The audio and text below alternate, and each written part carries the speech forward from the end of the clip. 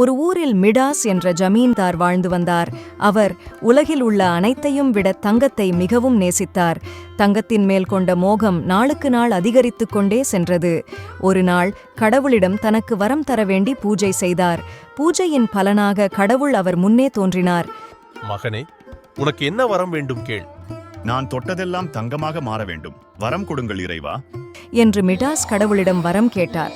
உடனே கடவுள் அவரின் விருப்பத்தை நிறைவேற்றினார். மிகுந்த மகிழ்ச்சியுடன் கடவுள் தந்த வரத்தை சோதிக்க நினைத்து ஒரு நாற்காலியை தொட்டார். அது தங்கமாக மாறியது. மேலும் அவர் ஒரு மேசையை தொட்டார்.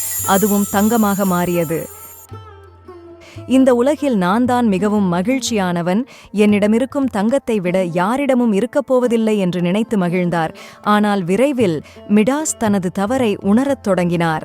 அவர் உணவை தொட்டபோது அது தங்கமாக மாறியது. அவரால் சாப்பிட முடியவில்லை. மோசமான விஷயம் என்னவென்றால், அவரது மகளை தொட்டபோது அவளும் தங்கமாக மாறினாள். மனம் உடைந்த மிடாஸ் இறைவனிடம் வேண்டி தனது வரத்தை திரும்பப் பெறுமாறு கெஞ்சினார். இறைவனும் தான் அளித்த வரத்தை திரும்பப் பெற்றுக்கொண்டார்.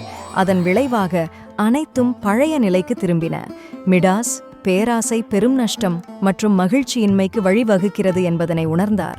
வாழ்க்கையில் எளிய சந்தோஷங்களுக்கு மதிப்பளிக்க கற்றுக்கொண்டார். ஒரு நாள் மதியம் ஒரு நரி உணவை தேடி காடு முழுக்க சுற்றியது.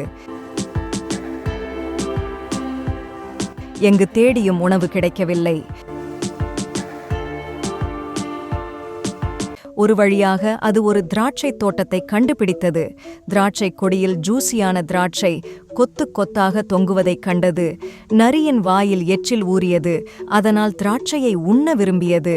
ஆனால் திராட்சை உயரமான கொடியில் தொங்கியதால் அதற்கு எட்டவில்லை. நரி குதித்து குதித்து திராட்சையை பறிக்க முயற்சித்தது. எனினும் அதற்கு எட்டவில்லை. நீண்ட நேரம் முயற்சி செய்ததால் நரி சோர்வடைந்தது. உடனே சீ சீ, இந்த பழம் புளிக்கும் என்று கூறி அங்கிருந்து ஏமாற்றத்துடன் சென்றது. ஹாய் குட்டீஸ், இந்த வீடியோ பிடிச்சிருக்கா?